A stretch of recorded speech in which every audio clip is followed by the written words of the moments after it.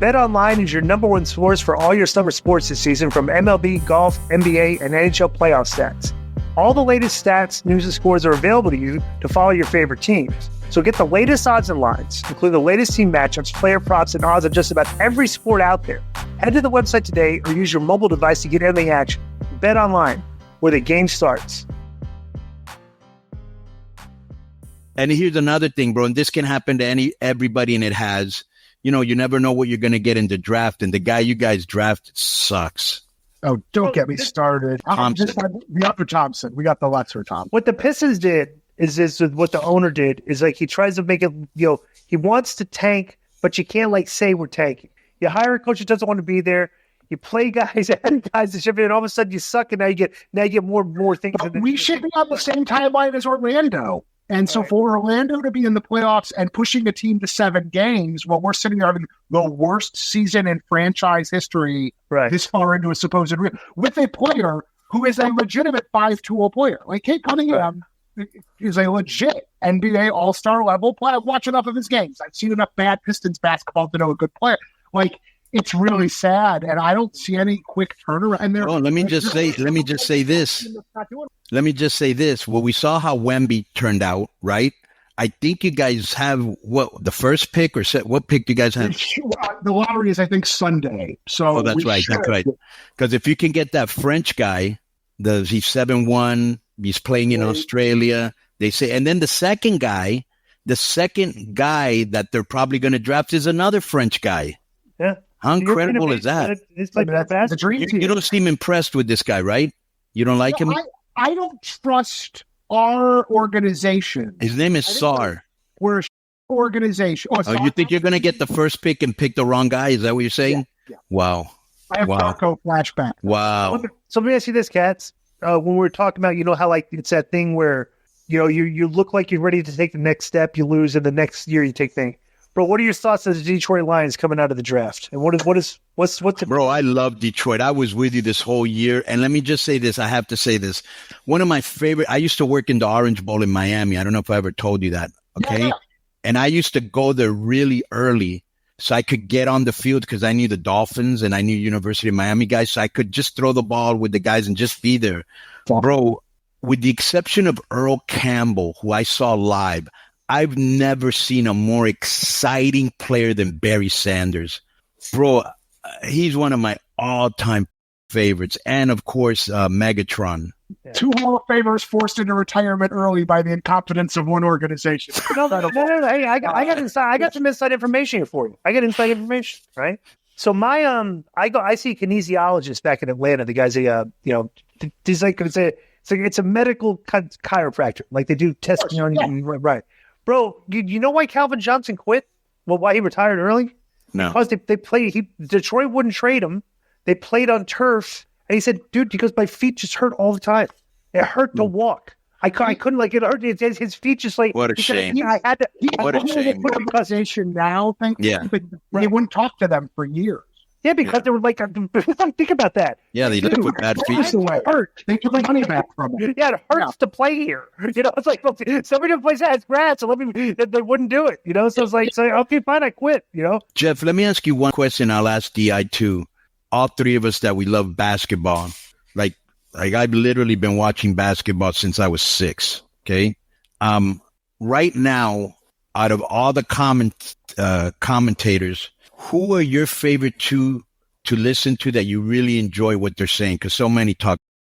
Okay, well, I'm going to put these in we're going to remove the inside the NBA guys, right? Because they are the alpha and the omega, and let's just acknowledge the fact that right now David Zaslav, and this actually has a wrestling ramification because of AEW and their probable eventual television deal.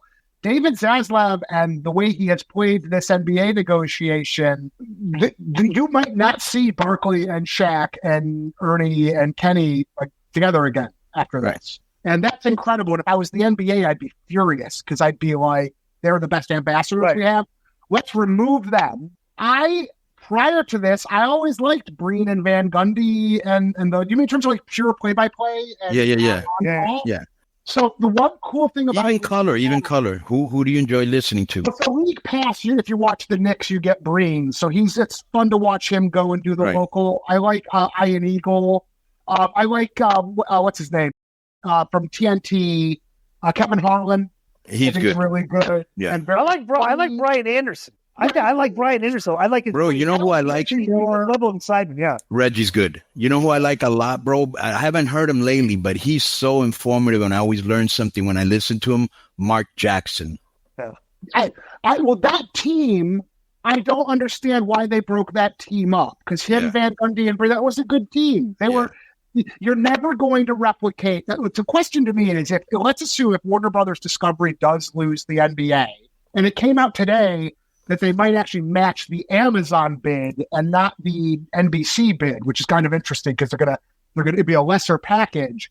The bidding war for Charles Barkley alone is going to be he's going to be the highest paid like sports related television. Like he's worth more than Brady, and look at what Brady's getting. So that's going to be the thing to watch because really, like, So do you actually think, let me ask you a question, you that you know about this TV and all this, do you actually think that they're going to get rid of the NBA? And obviously, if they do get rid of the NBA, which I think would be a dumb move, is that helping AEW get more money? Well, okay. It's tricky. Well, it's tricky. You would think, yes. You would think it's good for AEW because you're the last live. First of all, there's very real threat now that, yes, you're going to lose. TNT is going to lose the NBA because they had an exclusive negotiating window. That window has expired. And NBC has made an offer that, on paper, Warner Brothers Discovery, unless they overpay, can't really match because they don't have an over-the-air network. What do you think they would end up? Who would pay for them? Well, so right now, ESPN has agreed to a basic deal. Amazon has agreed to a basic deal. And the third window is what Warner's and NBC are jockeying over. So now, let's say NBC wins that win, and I think the league would prefer to go with NBC at this point for a variety of reasons. If that happens, on paper, AEW is more valuable to TNT because you're the one live event that they have hockey still, right?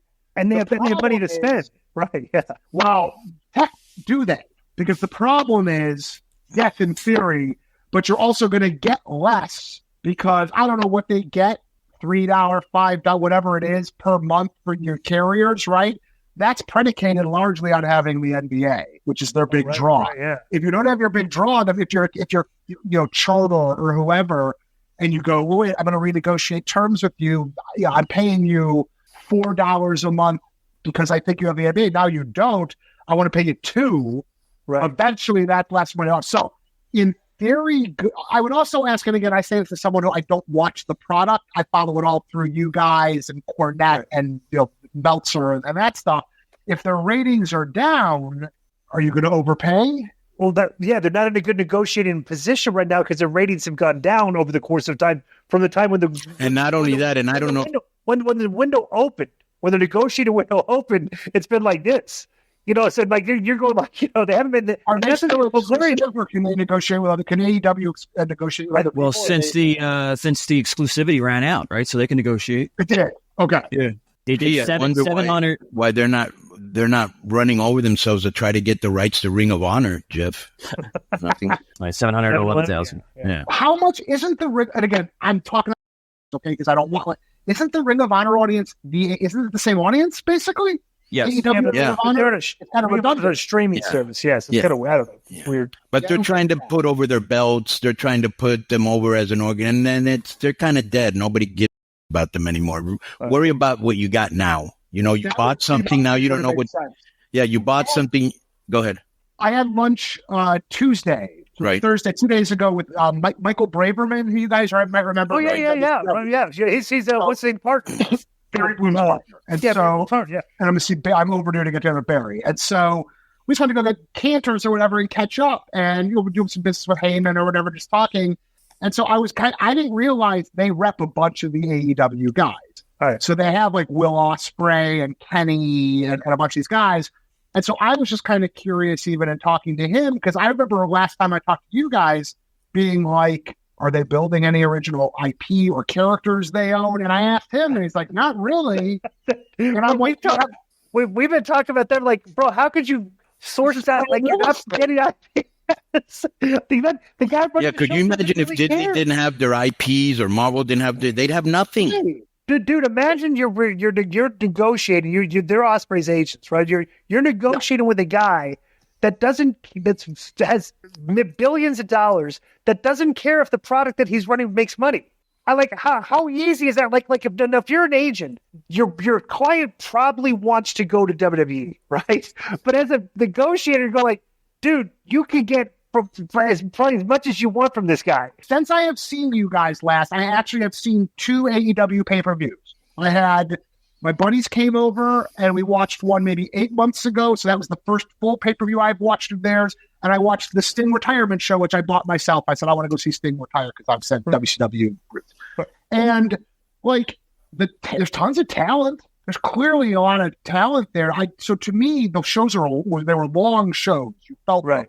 But I don't understand how, if you have like MJF or whoever, I know the guy, I have not seen Swerve work, but I know people are high on him. Mm-hmm. Like, couldn't he leave tomorrow and go to WWE and be the exact same name and gimmick, right? You have no protections on any of that. I don't get that. They're yanking people off their indies, just putting them on the show as their indie characters, not filtered through any type of creative or intellectual product. They're just taking them off the indies, and they're letting their talent work. They're letting the talent that they're paying, hundreds of thousands, millions of dollars to, letting them work independent shows. Oh, are guys getting hurt? I didn't know. Yeah, but bro, John Moxley is working on these. He's in Japan. No, he's in Japan. Right, Japan. These deathmatch shows, and I'm like, dude, what are you doing? Like, go ahead. So the movie last year ended up becoming really popular in Japan, and as a result, I have gotten to know the movie came and promoted here, right? The Exorcist. Bro, you ruined. Remember, he was supposed to bring Russell Crowe on, and he never did. Nothing. There was so. Well, I gotta have that over your head as long as I can. Your Twitter page was in Japanese. I was going, who is this guy follows? Like, it's Katz. It's all Japanese. Like, So yeah, go ahead. The movie blows up in Japan or whatever, and as a result, I'll tweet in Japanese a lot. I've gotten to know basically all the Japanese wrestling companies, right. And to the point I have my own belt. It's going to be in Japan coming out in a couple months, right? And which is like just fun for me. But I'm watching, so I actually kind of keep up with Japan as a result because I've gotten to know these people.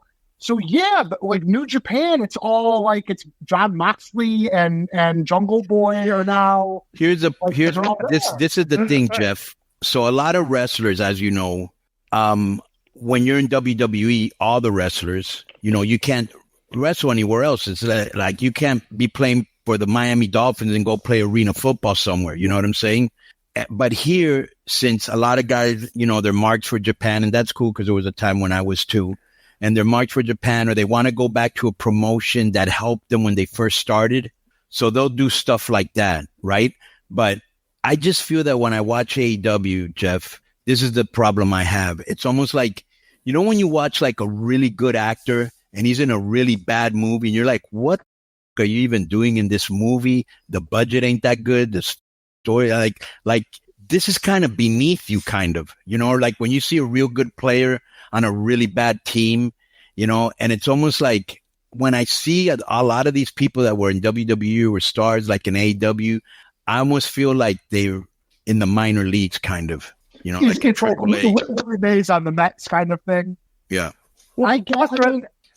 Plus the rest are like bleeding all over this. Like they've had their long career. Bro, there was a time they were literally bleeding every week gratuitously. Bleeding all over the place. I'm like, did somebody spit blood in somebody's mouth? I heard that was Swerve and that's gross. So I don't know. Like I think they should be fine, just given the need for live television. Right. Obviously, WWE's move shakes up everything. I just don't. I worry about the IP creation of it all simply for like WWE today can make money off of The Undertaker and have Mark Calloway sitting in his house. Got nothing to do. You know what I mean? Like Right. that IP is the power. And I just would be like, you have pride in real estate. I would have at least like 50-50 of your roster should be stuff you own. So I don't know. Like I root for their success. I'm talking out of again, to be fair, but I enjoyed the shows. The wrestling was good. They were long. Yeah, their pay-per-views are really good. Like they do a really good. They could find the formula. Doing crazy. I could believe this stuff with was doing. No, they have really good pay-per-views. If they could find the formula of how they do the pay-per-views and transfer it to TV, that would help them a lot. But there's so many mistakes, I don't even know where to start. And he's like the sole booker, though, basically, right? Right, he books for straight, for almost 5 years. Three shows. I'm like, bro, I do one. And he helps run an NFL team and a European football soccer too, right? And he also has another part-time job reading what they say about him and answering him back. Yeah, I wouldn't do that. Which is always a bad look. Right. You've dealt with him, right? Is he a nice guy? Yeah, he is a nice guy. The problem is that he's very, very, very sensitive. You know, you can't tell him anything. Like, I'll give you an example, Jeff. When we review like AAA shows here, which is the company that I book for, if the match is bad, I'll say it's bad. There's nothing wrong, bro. Every match can't be good. The show wasn't good and it wasn't good. That's it.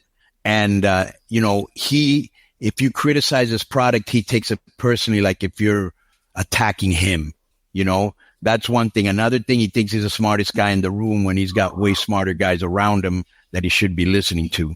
We should definitely, if you're in a creative business, you gotta be okay with people not liking your stuff. Not only that, bro, if you're going to be doing creative, you want to surround yourself with creative people. You can bounce off ideas, and I can make your idea better. You can make my idea better. Or as a crew, we decide this is not a good idea for now. We'll do it later. You know what I'm saying? I mean, if you've got smart people around you, you're always going to have a better product, and you can dedicate more time to it, because I've done stuff where I was working in 3 different places at the same time, Jeff. And they were very highly stressful situations. Sure, yeah. And every one of them needed my complete attention 100, but I couldn't because I was divided between these 3 things. So I just don't understand how he can put his 100% effort into all 3 shows. Yeah. And the football team and the soccer team. Yeah. Because it's great. I love that all these guys, it's a second place for guys to go. I love that there's wrestling on the Turner networks for obvious reasons. Right. Like, I'm rooting for them. We do too. We just want the show to be better, bro. In a nutshell, just in layman's terms, it's very difficult to try to the problem starts with the guy's never done this before, and because he's worried about leaks to the wrestling media, they don't have production meetings before the shows. Think about that. Really? They don't have production. I don't understand how could that even happen. How could you not get the director of cameras with the agents, all together in a room so everybody's on the same page? That's what we got a rookie running the show. They didn't think it's that important. Are they missing shots? Oh, God, brothers, there's production glitches every show that we see. Bro, there are times, Jeff, where the person takes out the blade, like he has it in his hand instead of cutting away. No, they show him cutting himself. Yeah, and it's happened various times. And there's always that's unacceptable, bro. There's always awkward outs in between segments. Like the guy's not finished talking, they'll cut away and go something. Or the musical start. Yeah, right. Yeah, because I feel like a lot of again, when Vince was there, Vince is very easy to counter probe, be like, listen, Evil Empire, they treated these guys. It's really easy to sort of counter program against Vince. Yeah, because he was old school Carney who didn't give a about his employees. Counter programming Nick and Paul's a little trickier. And and obviously again, I'm friends with them, so but it's a different animal. Counter programming Ari Emanuel. I mean, again, never now. It's a different. You're counterproductive against a talent agency. Well, not only that, bro. Randy Orton. I was reading this interview by Randy Orton. Rey Mysterio had already told me this, but if you remember before, I remember one time, Jeff, when we were in WCW and Rey Mysterio's wife was pregnant, and he was afraid to go because they would fire him because that was the business back then, right? And I said, well, bro, if they fire you, we'll all quit with you. And we would have, all the Mexicans.